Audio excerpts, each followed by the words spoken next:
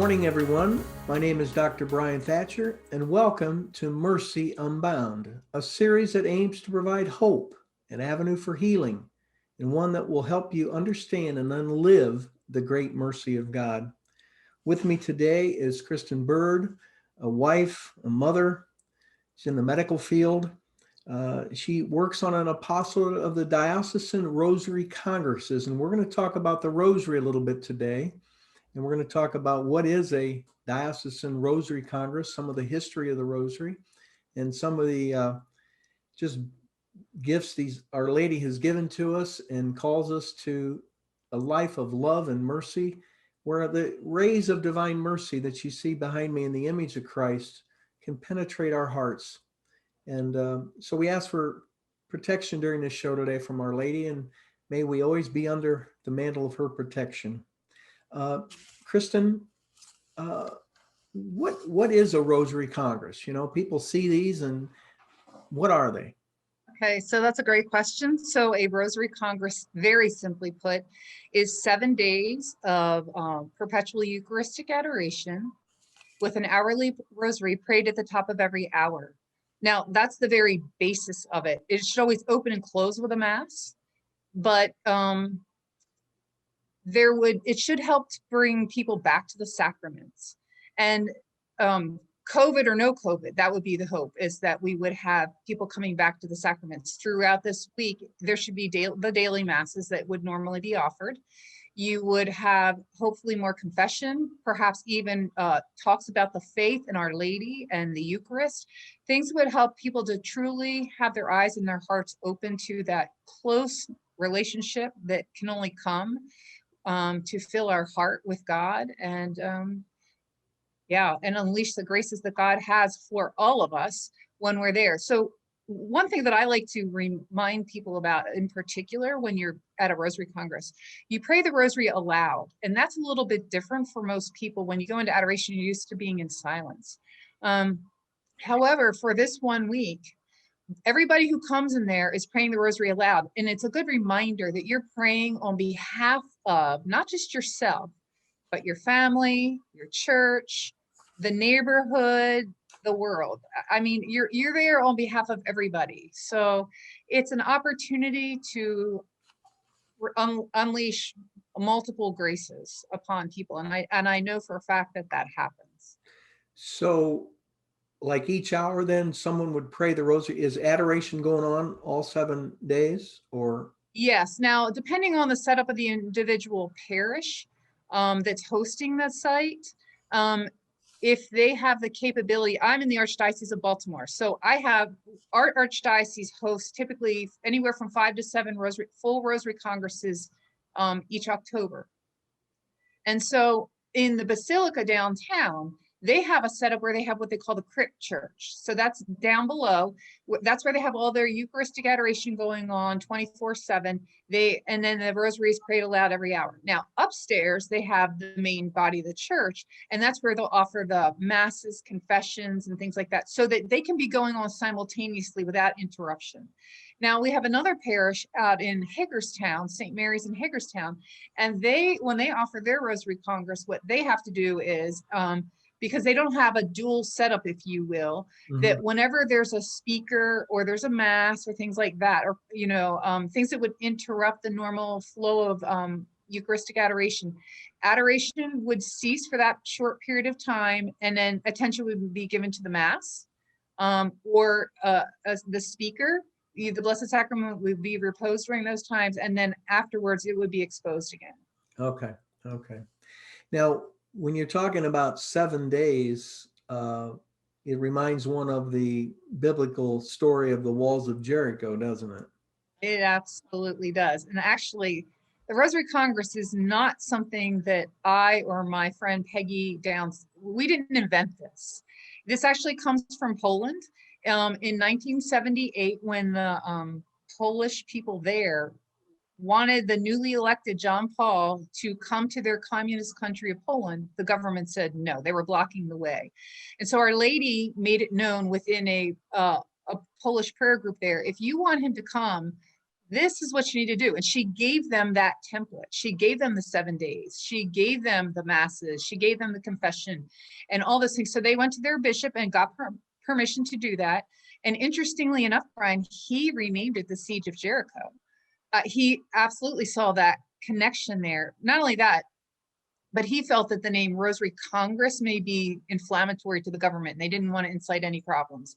So they called it the Siege of Jericho. And to this day, because I know some Polish nuns in my area, if I talk to them about Rosary Congress, they're a little bit like, I'm not sure what that is. But if I talk to them about Siege of Jericho, they know what I'm talking about. So it's kind of interesting in that regard. But just as in ancient days, the Ark of the Covenant led the Israelites in battle. We can't forget that we're daily in a spiritual battle, daily. And the thing for me is so amazing to remember that even in the Litany of Loreto, I believe it is, with Our Lady, they call Our Lady the Ark of the Covenant. She is the new Ark of the Covenant. And she leads us always in these 7 days to her Son in the Blessed Sacrament. And when we ask Our Lady for her leadership, taking us to her Son, we can't help but be victorious in that spiritual battle. And that's why there are so many graces and whatnot. But back to Poland, however, so they got the permission of their bishop, just to show you the power that's associated with this. They received the permission from the bishop to do it. Our Lady at that point even gave them the dates to hold it. It was May 1st to 7th, 1979. On the very last day of that Rosary Congress, the government spoke to Pope John Paul, and he was given permission to come with all obligations, or excuse me, all obstacles removed. He was able to come just as he had wanted to come. And as we know, he came for a novena of days. And with that prayer, if you will, that action of prayer in his activities, you saw the solidarity movement take off. You saw communism fall. You saw the Divine Mercy devotion take off. You saw, and surprisingly enough, many people don't know this, but abortion dropped. It plummeted because the implementation of all these things changed the laws within that government. And where they used to have, Warsaw had been the go-to place for abortions in Eastern Europe. Well, that's part of part of Father Sopoćko's writings is that he actually found out that that was the sin that was associated with their demise. And so when John Paul II, he came to Poland, all that was reversed, and then they have almost no abortions there. Now, that's the power of the Rosary Congress, because it started that spark. I know you see Faustine in the 30s and whatnot, and then you see the follow-up. You see all these things. They're Divine Mercy and the Rosary Congresses are very integral in my mind anyway. I see that very easily. Yeah. Some of our listeners might be wondering, like, where do you get the term new Ark of the Covenant? But if we think of the Ark of the Covenant in the Old Testament, carried the 10 Commandments and God, and it was lined with gold. It was as pure as it could be, pure gold. And Our Lady, in her immaculate body, carried the Son of God. And so she heavenly really manna. Right. She really is the pure new Ark of the Covenant. Exactly. When we were talking about Jericho, Father Mikolenko told me years ago, never read this anywhere, but he mentioned to me that when they had discovered the walls of Jericho, uncovered it years before, that in the walls were jars of unborn and little children that were sacrificed. And he made the analogy, that's possibly why the walls came tumbling down, because like our society, it's not built on solid ground when we're terminating the lives of the unborn and young children. And it ties into that as well. Jericho, the walls came tumbling down, the power of the rosary. And even in the Battle of Lepanto, which in some ways I can understand, people would say, well, don't tie the Blessed Mother into war and winning a battle. That goes against, because we're all about love and peace, really. But they did pray. And that Battle of Lepanto, I think in 1571, maybe saved Christianity for Europe, and just changed this, the way our world is today, is how Exactly. because of that Battle of Lepanto, and that resulted in the Feast of Our Lady of the Rosary, October 7th. So where are things at with your work right now? Are you working on a Rosary Congress, or you hope to have one? Yes. So typically every October, the month of Our Lady, there will be a Rosary Congress. So we focus on the month of October, and we will always, because in Fatima, Our Lady asked for first Saturday devotions. We will always look for that first Saturday and try and start it first Saturday and run it for 7 days. So this year, 2021, the dates will be October 2nd to the 8th. Now, when we're reaching out to the various dioceses or parishes, they have the autonomy to decide what their exact dates will be based on what works best for them. For example, last year when we were speaking with Bishop Strickland in Tyler, Texas, he's like, oh, this is perfect. I always say First Friday Mass. And so in the cathedral, and he wanted to be the one to open the Rosary Congress there. So that's what they did. They started on First Friday and ran it for 7 days. Other people, they've had most of the dioceses run it the 2nd to the 8th, but some of them, because of various obligations that they have within the diocese or within a parish, will change the dates slightly. And I know last year in particular, in spite of COVID, the Diocese of Newark, New Jersey, they had such an overwhelming response from parishes wanting to participate that they actually had to extend their dates to accommodate all of the people and parishes. And let me explain the different formats that can be used. While I've given you the basic outline of our template, there's different ways to implement that. So you can have, like within my own Archdiocese of Baltimore here, we have 5 to 7 full congresses at 5 to 7 different sites.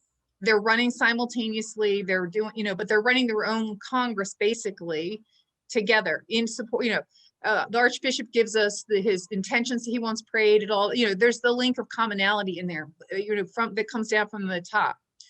Then we have, like in St. Augustine, Florida, what worked for them, and actually what works great in Fairbanks and Honolulu, those dioceses, they do what's called a traveling Rosary Congress.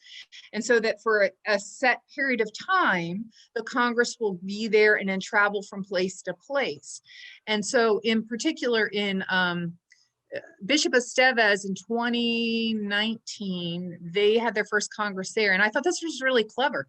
He had commissioned a banner, he had it blessed, and that is what opened every place within their diocese that was holding a Rosary Congress. So I think they had 7 different parishes. And so that they could go around the diocese, and it allows more people to participate, as opposed to being in one location and all the people have to come there. They're taking it to the people more and giving them more ability to attend and to avail themselves of those graces. I know the same is in Hawaii, and they have the islands. So they have, I think if I recall correctly, they have like 61 parishes within that whole diocese. And last year, I think 40 of them participated, 47, something like that. And in Newark last year, they, in spite of all the COVID restrictions, and they were pretty locked down, they had 27 parishes involved. Now, is there a statue of Our Lady that goes to church, or do they take the Blessed Sacrament, or do they just kind of just start anew at each? Yes. Some places, like I said, Bishop Estevez in St. Augustine, he actually had a banner commission. And since I've learned that, since we've done follow-up meetings and whatnot, I've let other bishops know that, or other people that are hosting them, you might want to consider something like this to make it something special, especially if they're working on the diocesan level. How many have actually taken that up, I'm not sure, but I thought that was a great idea. So you have that. And so we actually work from the top down, going right to the bishops. Like in January of this year, 2021, we sent out letters to every bishop in the United States. And I've been hearing back from a couple of different, various dioceses asking for information or confirming that they're going to have a Congress, that kind of stuff in October. And so I'm telling them, look, in light of all that, since we still don't know in October where we'll be with COVID restrictions, these are the opportunities. So you can do a simple thing, just do the one little, like I told you, one full thing, but just simple. Or you could do the traveling Congress and have it go from place to place. Or you can just have it in one place and you can go all out with speakers and processions. Yeah, you can have Marian processions, Eucharistic processions, you can have masses, you have confessions, talks, the whole 9 yards. As a means to reach the people, bring them to Jesus. That's the whole thing. We want to bring them to Jesus. He's the one who's going to change our hearts. I'm not doing anything. I'm just trying to facilitate people coming to Jesus so that he can work the miracles in their hearts. And so we are working to that end with this October 2nd to the 8th. We're working with all the various dioceses that are contacting us. We're following up on any contacts that we receive. We have a website that you can go and look at, and there's a way that you can say you're interested in more information. If you fill out that form, I'm going to be the person you contact, and I'm going to be following up with you. And what's the website? It's www.rosarycongressusa.org. Okay. Kristin, when you were talking, of the Blessed Sacrament, of course, Our Lady, years ago when I was starting the ministry, I was at my desk one day, and I remember I had this visual thought come through my head. I saw the Eucharist as Eucharistic apostles. I saw the Blessed Mother, but behind them were, just as far back as my mind could see, walking wounded, guys in wheelchairs with their legs off, broken arms, cripples, lepers, the whole bit. And I thought, Jesus is the great physician. He's the healer. And the Blessed Mother's role is to bring people to Jesus. But while you're speaking, that reminded me also of the dream of Don Bosco. Can you share a little bit what that dream was all about? Sure. So Don Bosco had many dreams, but the one that's most that relates most to this at this point in time, even in this point in history, is the fact that he had the vision that there was this great battle on the sea. And interestingly enough, and it's just striking me now as I'm saying this, back in Genesis, when we've just heard those readings in Genesis, how the Spirit hovers over the water because the water is known as chaos. I mean, you think of water and you think of chaos in the watery deep kind of deal. So here's this boat on the water and there's this big storm going on. And you see that it's the Holy Father that is at the bark. He's the one who's guiding, he's directing, he's steering the ship where it's going. And his goal is, he sees in the distance 2 pillars, one large looming pillar, and it is on top of it is the Eucharist. And the other one is a smaller pillar and has an image of Our Lady Help of Christians. And he has to steer this boat between them and anchor to both of those pillars to keep it in place. And through that, he saves the church.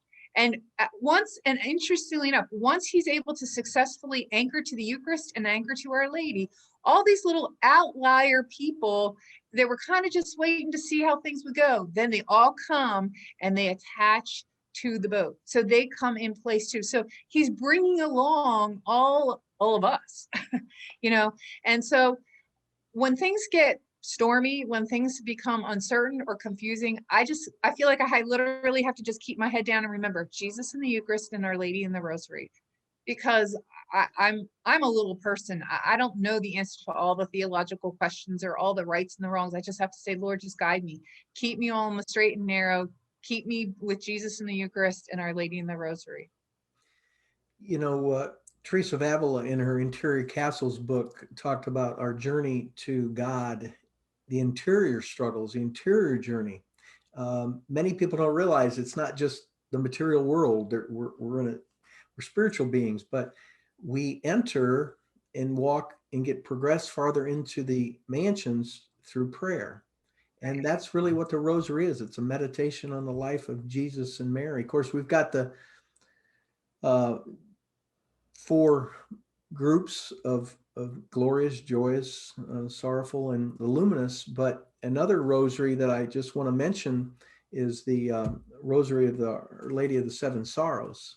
Having been to Kibeho, Rwanda, where Our Lady appeared in the 80s, and she asked that rosary also be spread. So, but it's all about just meditation and trying to get in touch with God and Our Lady and getting closer to God, really.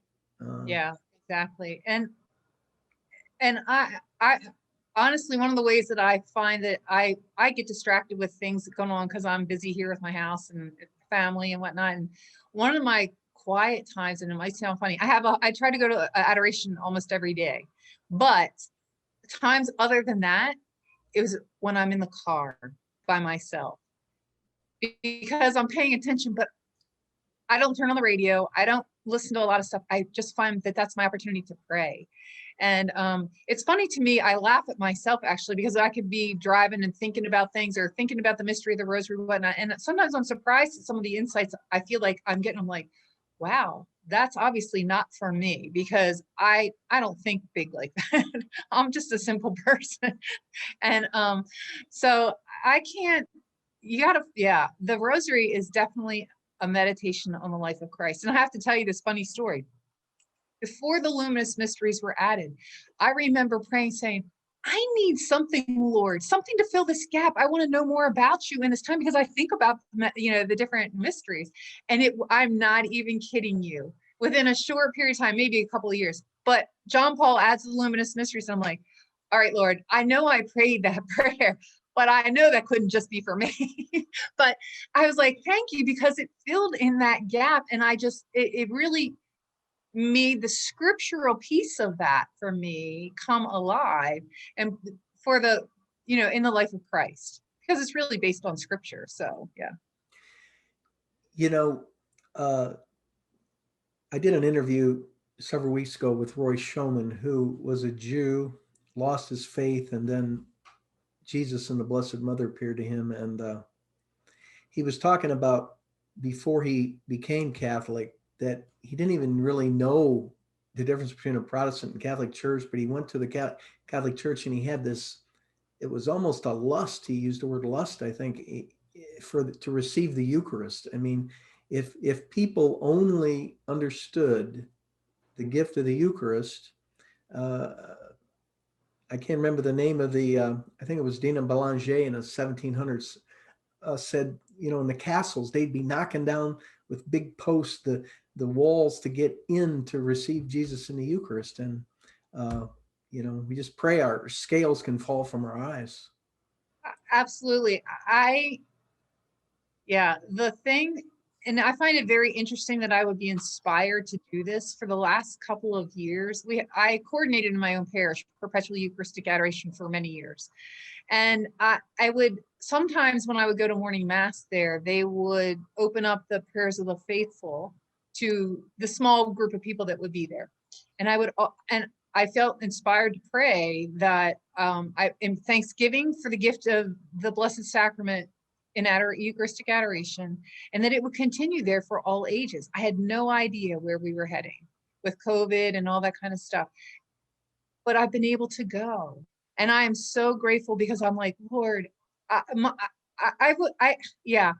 just so humbled. I don't even know how to describe it. Amazed. Yeah. There's just not words to describe the feeling that I have about not being able to receive Jesus in the Blessed Sacrament. So, for example, today, it's snowing here, it's sleeting, it's kind of a mixture of everything. All the masses are canceled. I looked all around. I can't go, and I'm like, I can't go to mass today. I can't receive Jesus. I mean, now, yes, I can make a spiritual communion, but I feel that longing to be there, to receive Jesus physically present in the Blessed Sacrament in mass. And yeah. Are we knocking down the walls yet? What was the reading not long ago? I haven't shed from Hebrews, I think. I haven't suffered to the point of shedding blood yet. Yeah, Jesus is that important. Well, I'm even thinking I had to pleasure of traveling to the Philippines on 4 occasions to spread the message of divine mercy. And don't remember which trip it was, but they were driving me around downtown Manila, and they were talking about when the revolution took place and Marcos was trying to establish martial law.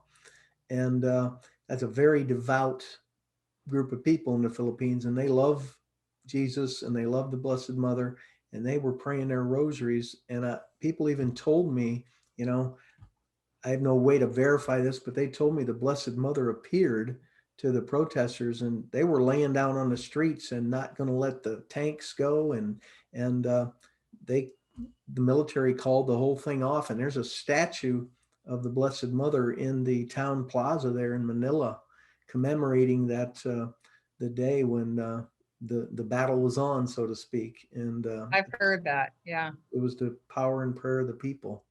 Um, Yes. And that's really, I believe, so the Rosary Congress is, so there's a history to the Rosary Congress. So I told you that they first started in 79 in Poland. And they were only in Poland at that point in time. And then within that same Polish prayer group, Our Lady, again, makes it known to them that she wants us to go further. And apparently, specifically, she said that if you want to help save America, you'll bring the Rosary Congresses there. And to that end, a gentleman, Anatol Kashuk, he came from that Polish prayer group, and he came here to the United States. And he came here in 1988.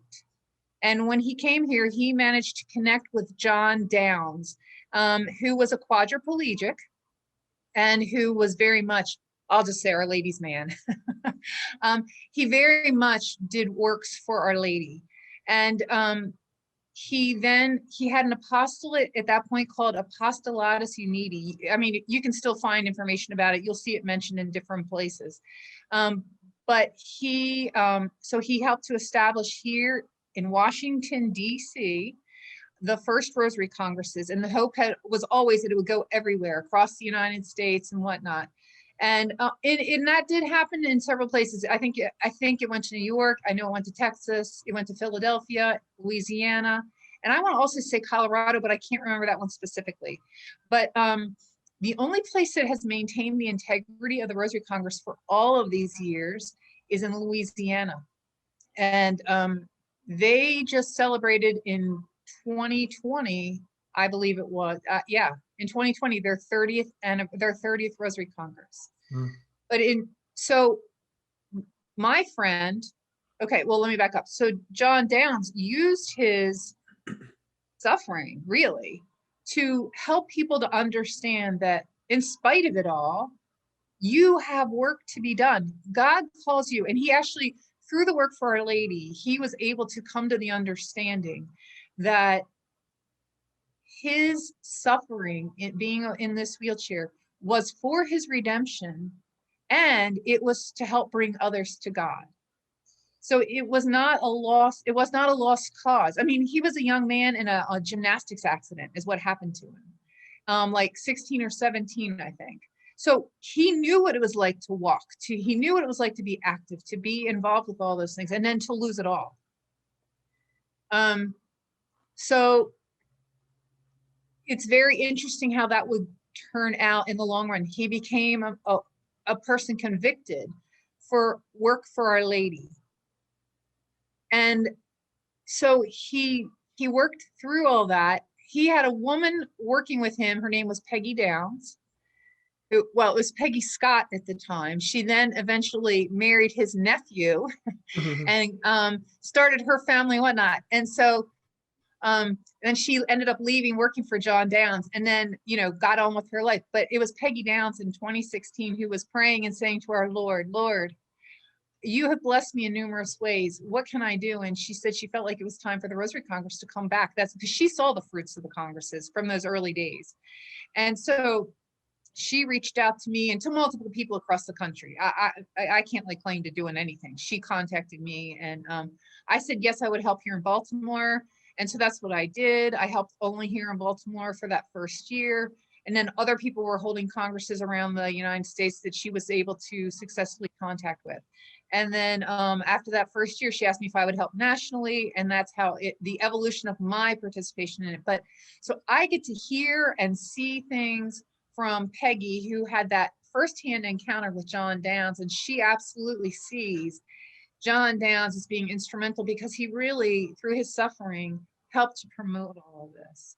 And I think it's the fruit of his prayers and his sufferings that have brought the Rosary Congress to where it is now.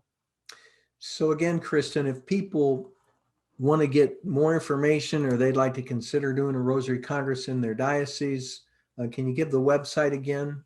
Absolutely. It's www.rosarycongressusa.org. So Rosary, ROSARY, Congress, CONGRESS, USA.org.